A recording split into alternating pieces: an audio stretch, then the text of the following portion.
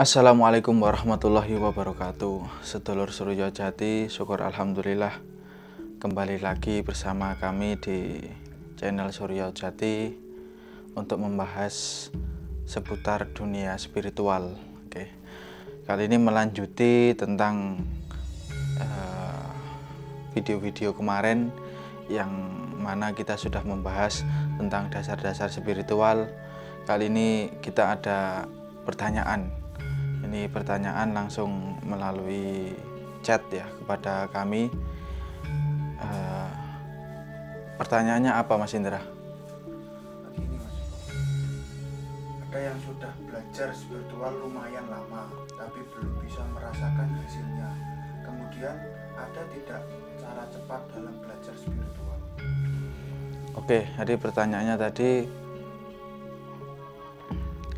saya sudah belajar spiritual sudah lama ya, tapi belum terasa hasilnya. Kemudian ada tidak cara agar belajar cepat ya, atau ya cara cepat belajar spiritual. Oke, terima kasih pertanyaannya. Bismillahirrahmanirrahim. Membahas mengenai orang belajar spiritual namun sudah beberapa tahun belum ada hasilnya, itu terjadi tidak hanya pada Anda saja atau 1-2 orang ya, tapi itu terjadi pada banyak orang. Mereka belajar spiritual bertahun-tahun belum merasakan hasil yang puas, belum merasakan hasil yang mereka yang sampai mereka harapkan, sehingga kemudian spiritual mereka itu down atau merasa lelah ya, mereka berada di titik jenuh. Nah, spiritual itu akan terasa perkembangannya ketika spiritual itu tadi diimbangi dengan praktek, artinya langsung apabila punya ilmu untuk penyembuhan langsung menyembuhkan orang, kita punya action, itu kita harus action.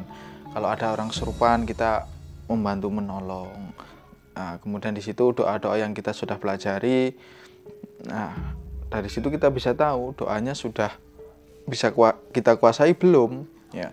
Kalau doanya, saya jamin doanya itu bagus dan insya Allah juga mujarab, namun berhasil atau tidak bisa tergantung pada diri kita.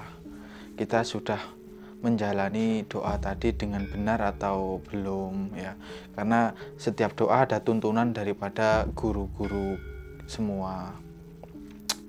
Sehingga ketika kita menyembuhkan kemudian berhasil, maka di situ akan timbul rasa senang, rasa percaya diri meningkat, rasa semangat juga meningkat. Nah, itu menjadi sebab menaiknya semangat spiritual, itu ada action langsung. Kemudian kalau ada orang kesurupan kemudian kita sembuhkan belum sembuh atau tidak bisa sembuh, maka jangan kecil hati ya, jangan kecil hati.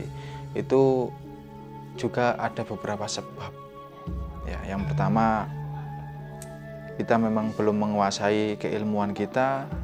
Yang kedua, kita belum benar-benar tahu teknik penyembuhan, karena teknik penyembuhan itu tidak hanya seperti itu saja, tidak hanya seperti yang sedulur lihat. Misalnya seperti saya, ada orang kesurupan kemudian saya tarik gini saja jinnya sudah keluar. Itu tidak semudah itu ya. Itu memang butuh skill, butuh jam terbang ya, butuh latihan, dan yang terpenting adalah butuh ilmu.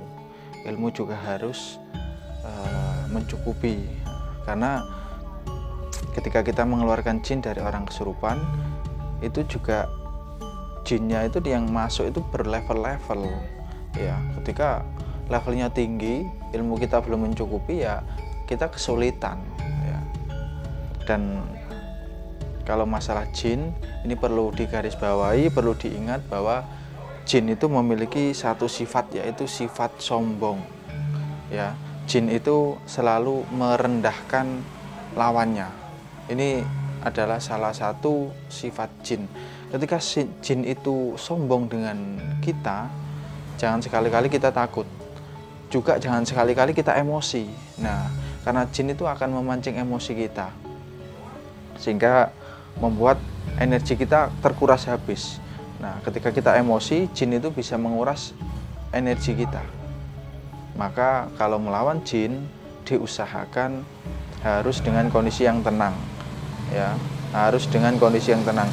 Pikiran dan hati satukan atau ingat pada Allah, ingat pada Tuhan kita. Insya Allah dengan cara seperti itu kita akan lebih mudah menguasai medan pertempuran atau medan persaingan tadi. Itu ya, kita harus bertawakal lah kalau bahasa umumnya. Jadi ketika kita bertarung dengan jin, tawakal kepada Allah. Itu.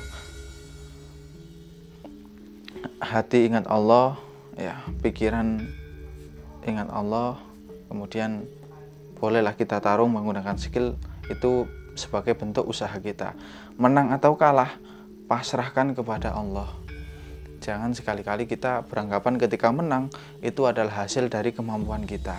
Jangan seperti itu.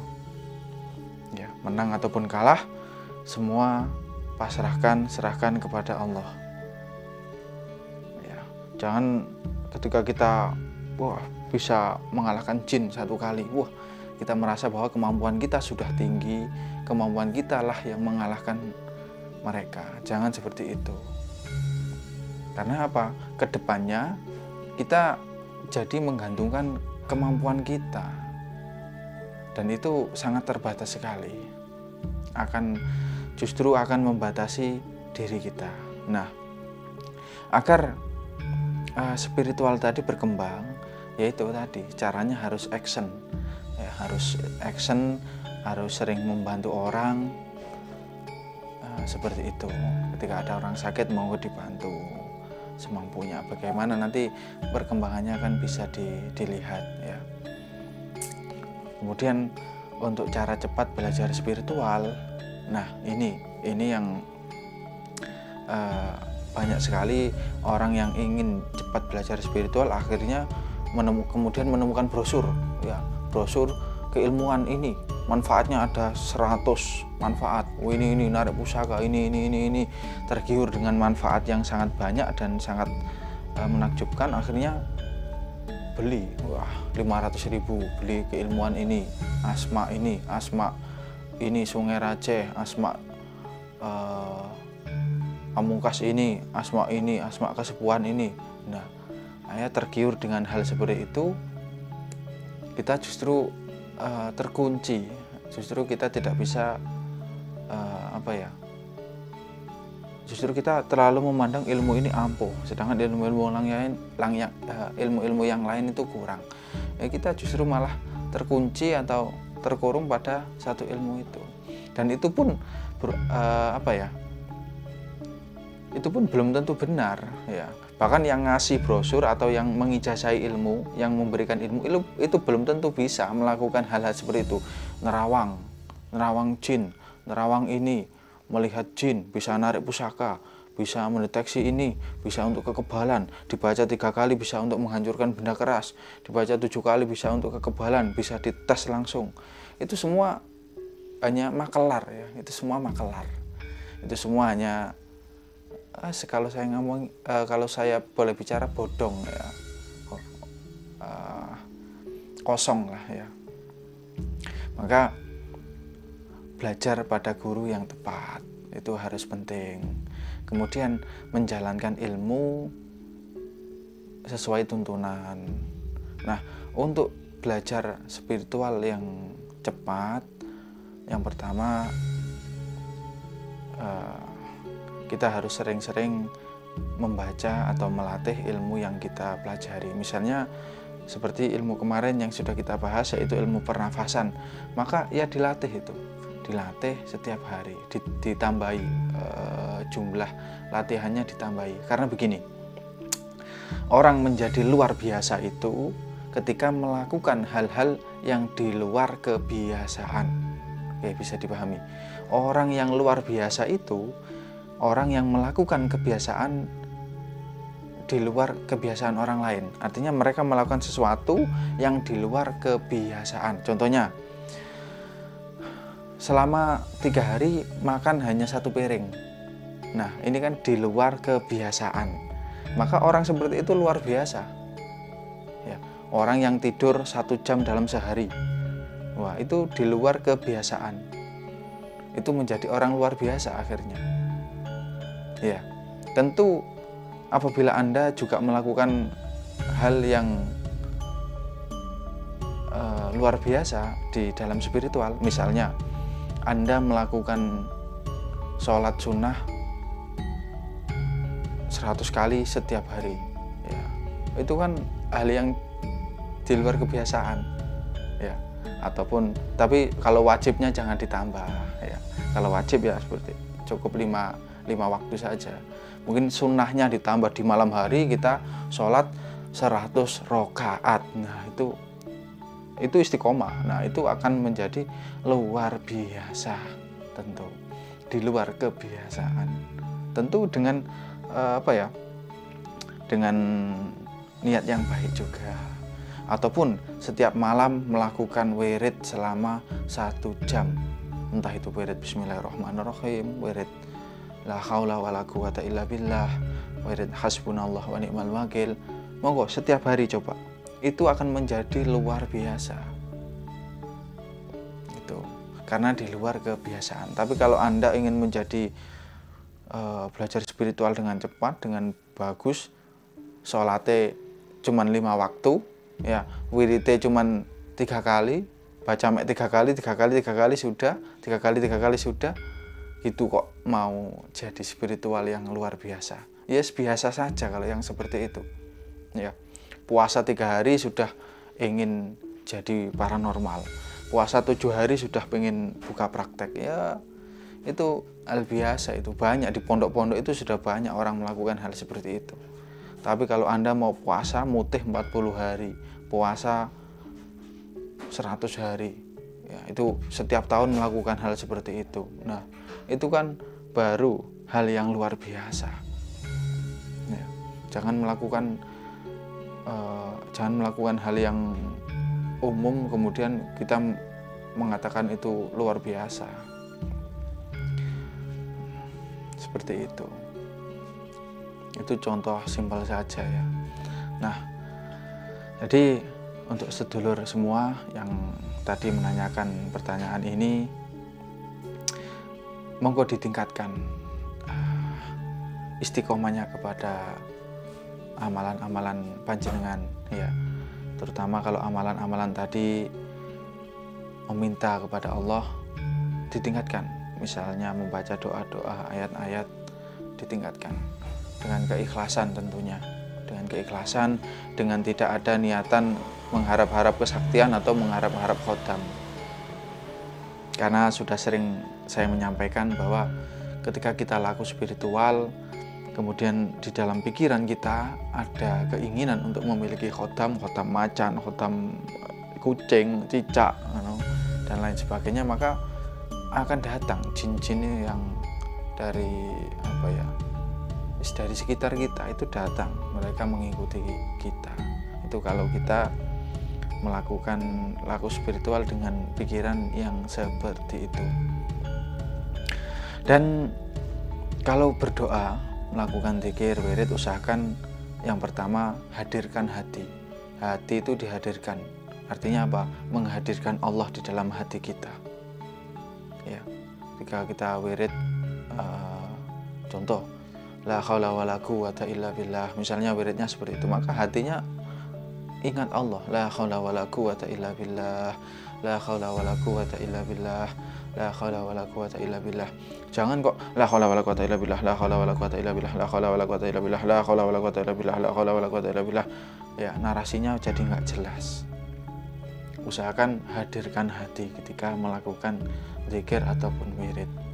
Itu menjadi satu jalan yang cepat agar ilmu kita itu bisa mudah kita rasakan. ilmu itu, kalau guru saya dulu menyampaikan, ilmu itu seperti kita menanam sebuah buah. Ya, misalnya kita menanam buah yang besar, buah kelapa. Nah, kita mengamalkan ilmu yang besar, artinya levelnya atau kadarnya. Maka ketika kita menanam kelapa, kita rawat dengan istiqomah, ya, dengan didikir, diwirid secara istiqomah, kelapa itu akan tumbuh. Tapi kelapa itu belum bisa berbuah, artinya belum bisa kita panen secara langsung. Nunggu 10 tahun baru bisa panen, kita panen.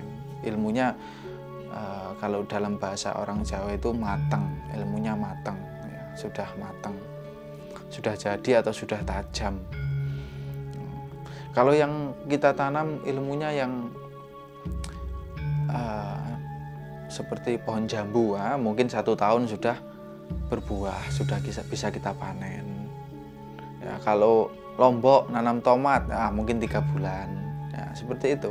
Tapi kalau pohonnya yang besar seperti kelapa tadi, ya cukup lama kita menunggu. Itu seperti itu. Jadi guru saya dulu menanamkan ilmu itu seperti menanam pohon. Ya, tidak cukup 1-2 hari atau 1-2 bulan jadi atau matang. Itu terkadang menunggu sampai beberapa tahun baru ilmu tadi matang atau jadi. Dan kemudian setelah menghadirkan hati, ya, istiqomah itu penting sekali.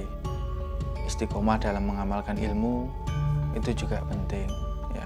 Istiqomah saja tanpa menghadirkan hati itu, ya, bisa dikatakan sama saja, ya. Kemudian yang ketiga, niat yang baik.